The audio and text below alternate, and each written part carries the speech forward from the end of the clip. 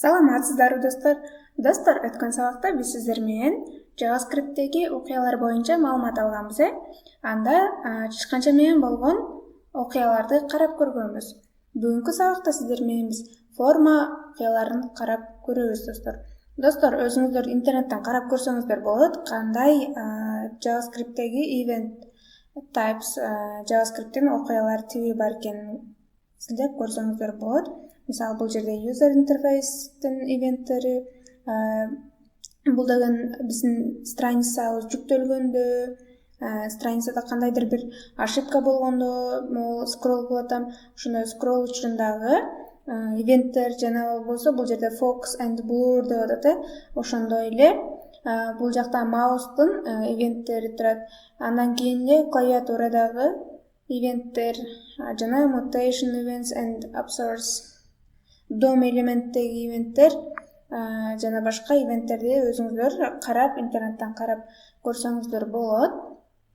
Бүгүн сиздер менен биз формалар менен болгон ивенттерди карап көрөбүз. Мен атайын бул жерге даяр форма түзүп койдум.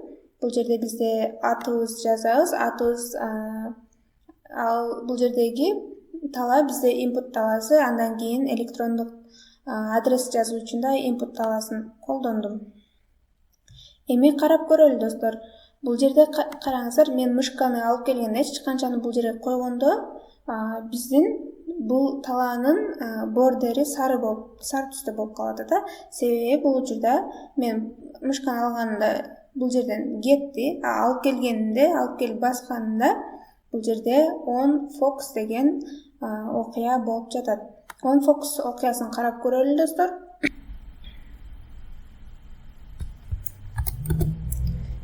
On focus деп ал жерге мисалы биз JavaScript'те биз өзүбүз бир do something деп some action деп функция түзөйүн дагы. Зисти берели. Бул жерде зисти бергенибиз, достор, бул жердеги зис биздеги бул элементти берүү болуп атат да. Эми бул жерден скрип ачайын. Анан function деп туруп do some action деген функцияны түзүп алайын. Ал do some action өзүнө элементти кабыл алып атат да. Бизде this деп турсак да болот. Элемент деп койсом да болот. Элемент. Ачып консольго ошол элементти чыгарып көрөлү, достор. Бул жерден жаап туруп буну браузерден иштетейин. Караңыздар, достор, мен бул жерге мышкамы алып келип койгонумда биздин on focus ивенти, on focus окуясы иштеп дагы бизде бул жерге консольго ушу биздин элементибиз жөнүндө маалыматты чыгарып берди. Дагы басып көрөйүн. Бул жерге алып келип, кайра басайын. On focus болгондо биздин элемент жөнүндө маалымат чыгып атат, достор. Ошондой эле бул элементке on focus'ту бердик, бул электрондук почта үчүн on blur деген ивентти карап көрөлү. Мисалы, on blur деп карап көрөлү дагы. Мисалы, бул жерде on blur деп функция түзүп коелу. Буга зис элементти берели. Function on blur биздин кайра эле элементибиз келет. Аны биз кайра эле консольго чыгарып көрсөк, элемент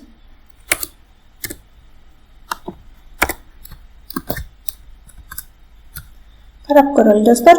Бул жерде караңыздар, достор, биздин атыңыз, жазыңыз деген полега, талаага мышкабыз келип койгонубузда on focus болуп атат да. Ушул жерде биздин мышкабыз бул жака фокус болуп атат да. Бул жерге фокус болгондо эч нерсе чыкпайт. Электрондук талаага фокус болгондо эч нерсе чыкпайт. Караңыздар, чыкпады.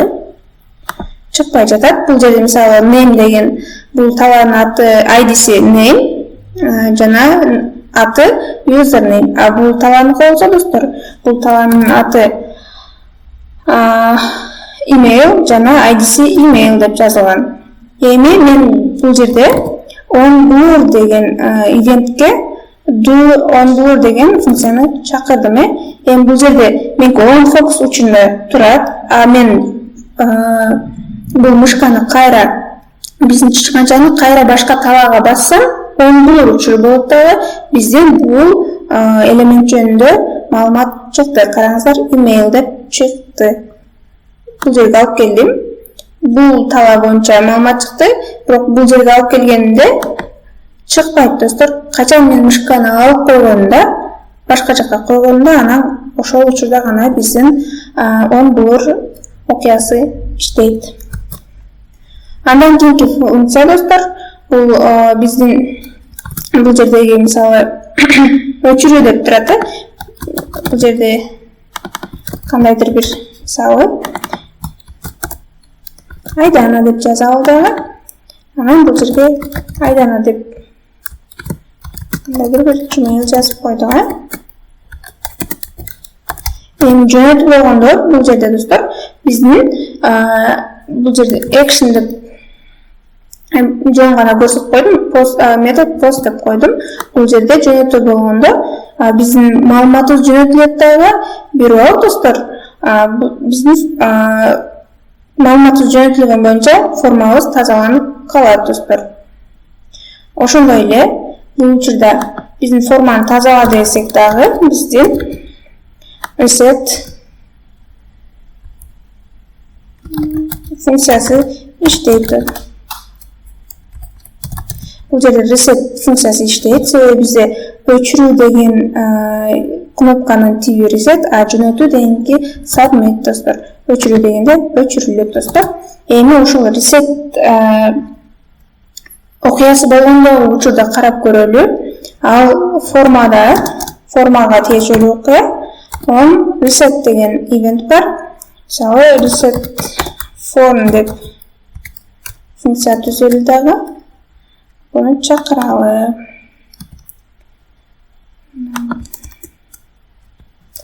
Function reset form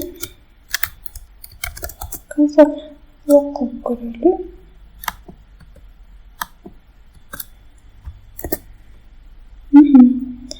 Бул жерде мисалы alert чыгарып көрөлү. Alertке формат маалымат өчүрүлдү деп көрөлү. Маалымат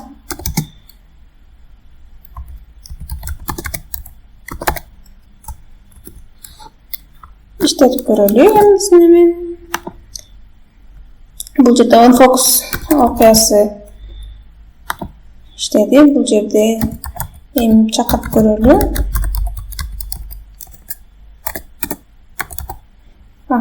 Өчүрүүнү бассак достор, бизде on reset окуясы иштеши керек. Караңыздар, маалымат өчүрүлдү деп биздин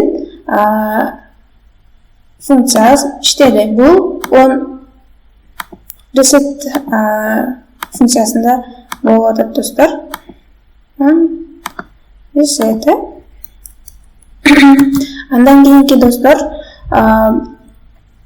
биз маалыматты жөнөткөндөгү учур on submit учуру. On submitке мисалы submit data деп жазайын. Жана submit data деп функция түзүп алалы.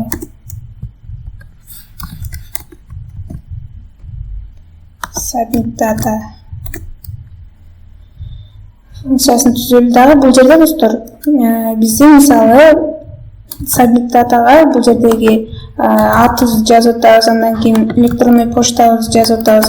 Ошол даталарды карап көрөлү.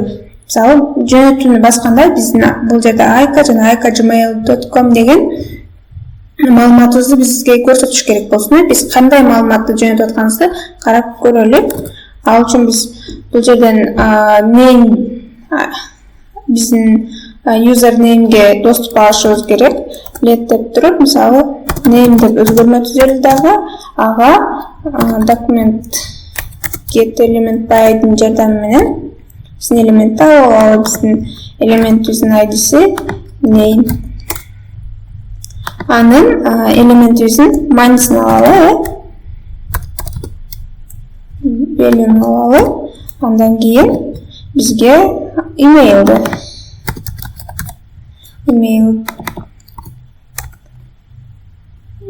манисин алалы дагы, аны чыгарып көрөлү. Мисалы алертке name деп туруп name'ди чыгаралы. Андан кийин email деп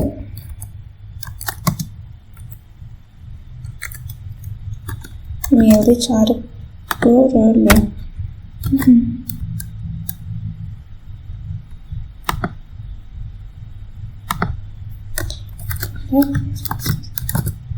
Атыс жазалы, мисалы Айдана.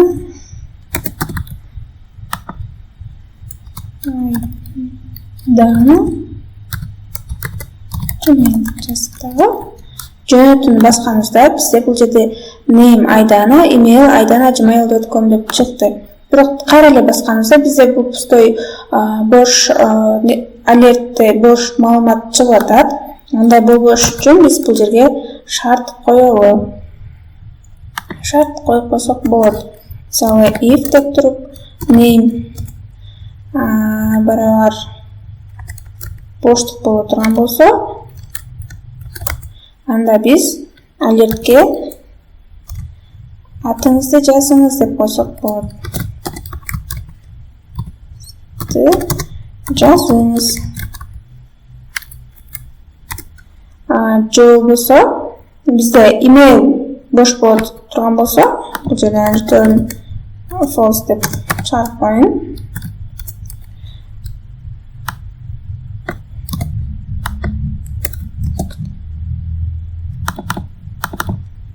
Email бош боло турган болсо, email киргизиңиз десек болот, же жазыңыз десек болот. Эми иштетип карап көрөлү. Бизде жөнөтүү басканда достор атыңызды жазыңыз деп алерт чыкты. Биздин маалыматыбыз жанагы бул жердеги маалыматыбыз чыккан жок. Бул жердеги alert name'дин маниси email'дин маниси чыккан жок. Себеби бул жерде name'ибиз боштук болуп калды дагы, эч нерсе жок болуп жок болгон үчүн бул жерде артыңызды жазыңыз деп да ошол бойдон функциябыз return false өтөт.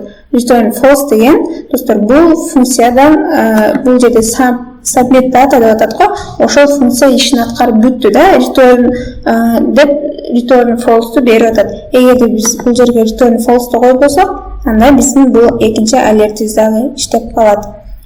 Бул биздин функциябыз ушул жерден ишин аяктоо үчүн биз return false менен жазсак болот.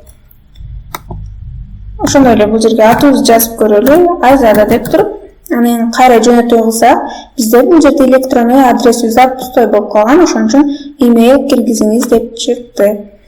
Эми Айзада деп туруп, бул жерге Айзада gmail.com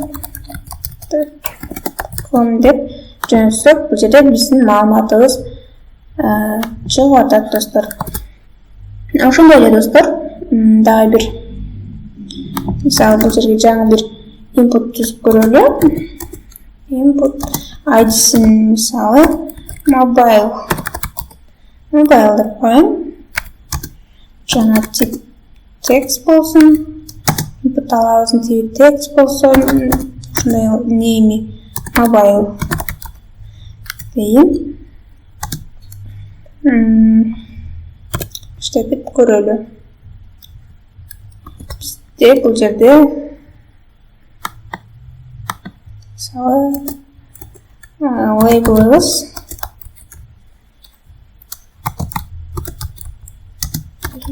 оны деп жазып қойсам болады. Содан кейін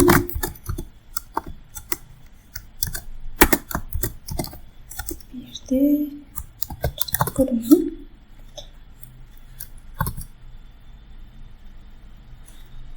Label.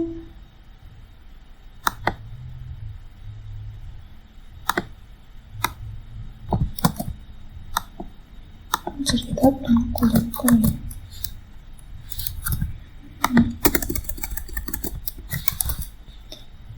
Tel номер деп шықты достар. Белгілеп еш керек болсын. Бұл жер телефон номері үшін біз input таласыны қолдандық. Мысалы, бұл жерде label'дың for mobile Эми достар, біз қараңыздар, мысалы, бұл жерде қандайдыр бір номер жазсақ, ошоны мындай select қылғанын жүріз болды, мындай select қылғанымыздағы амалды оқияны on select деген event атқарады екен. Мысалы, бұл жерге on select деп тұрып, on select деген функция түзіп көрейін. Дағы лазисті берейін.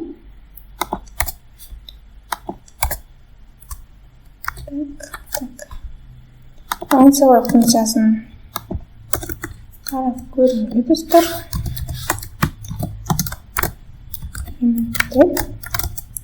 On select функциясына біле консольға бір менюні шығарып алған элементімізді шығарып қойын.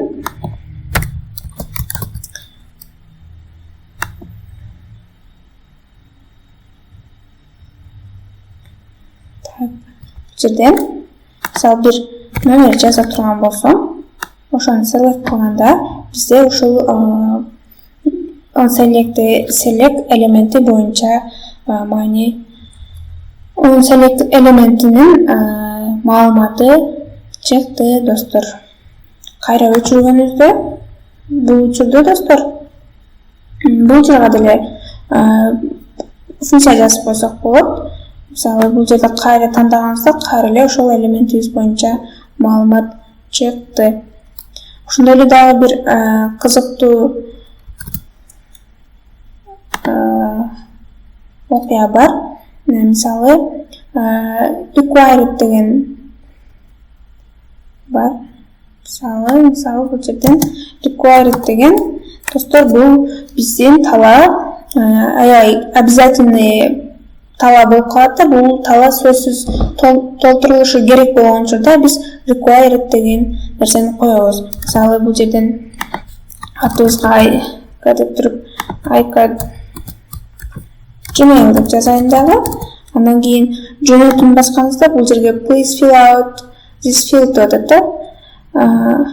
Бул жерде биз required кылып койдук. Ошондуктан бул жерди толтурушубуз сөзсүз түрдө толтурушубуз керек достор.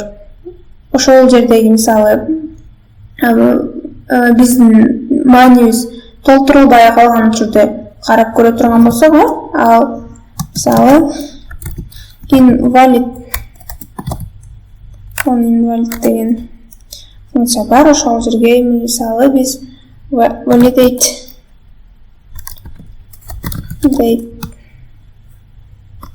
data деп қосақ болот. Validate data деген функция түзүп көрүнү.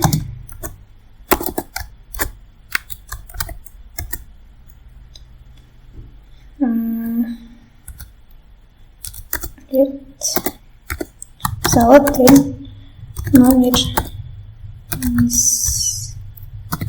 келгенсиңиз. Эми карап көрөлү. Жөнөтүү болгондо бул жерде биздеги телефон номердин полиясы placeholderге жазып коеюн мисалы.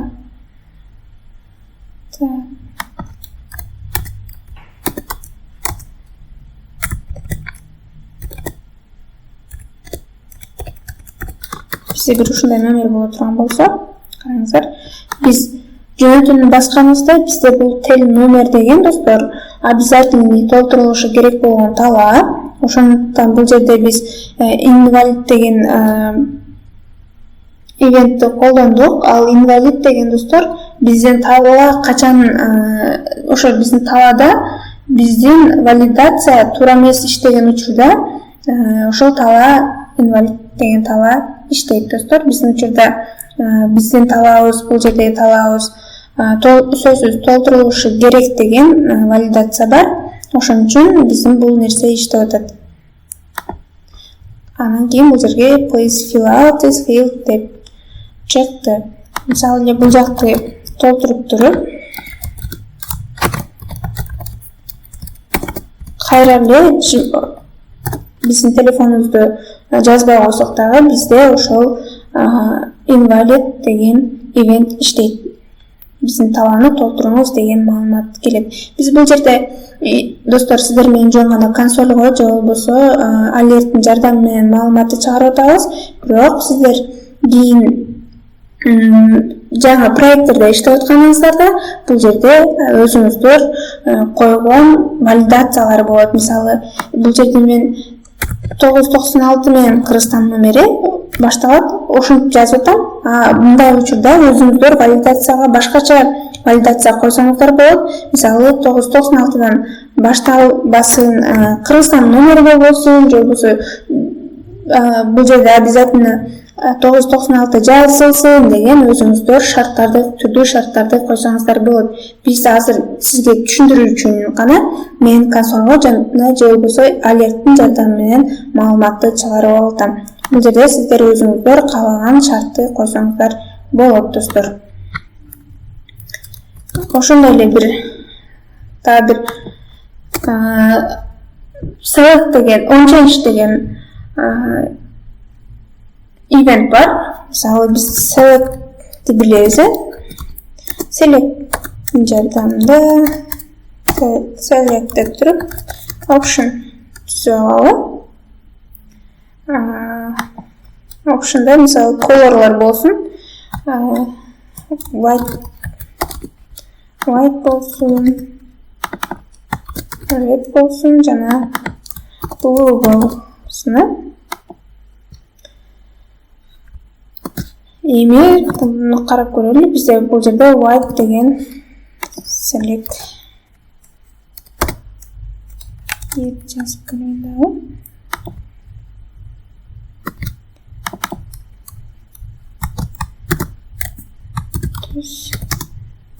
Тандаңыз.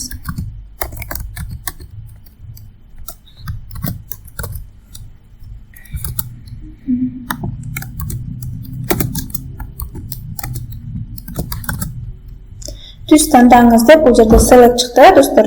Бул жерде азыркы дефолт мааниси бул жердеги биринчи немебиз түз тандаңыз деген опшнда турат. Ал эми биз буну башка опшн тандаганда учурубузду карап көрсөк, мисалы red тандаган учурубузда биздин бул жерде select'ин мааниси өзгөрдү, white болуп калды. Ошол учурдагы мааниси өзгөргөн учурдагы ивентти мисалы on-change деген ивент бар, ошол менен карасак болот.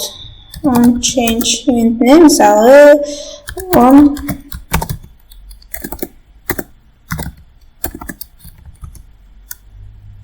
on-change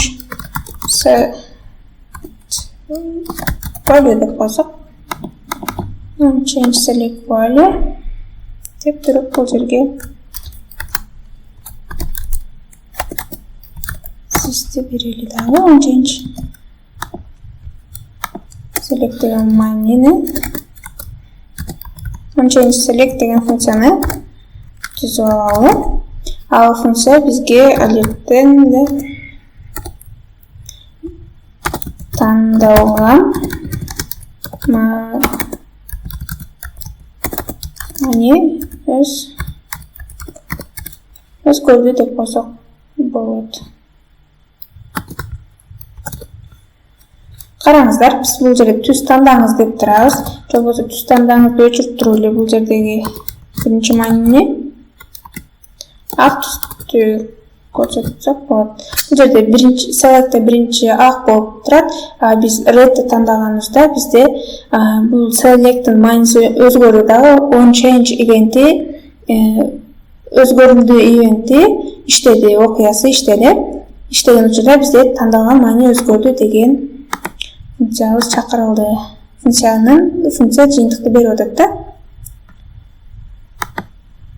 Жөнөтүү болгондо tel номериңизди киргизиңиз дейт. Эгерде телефон номериңизди киргизгенинизде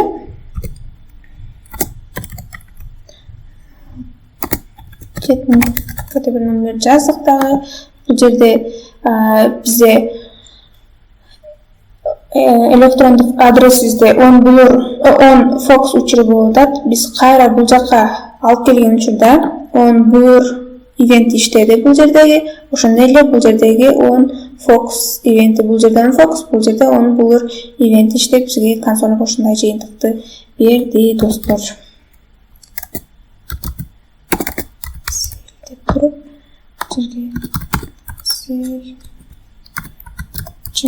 жазып жөнөтүү басканыбызда бизде on submit учуру иштеди. Ал эми бул жерде өчүрүүнү басканыбызда бизде on reset ивенти иштеди. Достор, биз сиздер менен JavaScript'теги формалар менен байланышкан ивенттерди карап өттүк. Өзүңүздөр достор интернеттен карап, башка ивенттер дагы on load деген түрдүү ивенттерди карап көрсөңүздөр болот. On error деген ивенттер бар.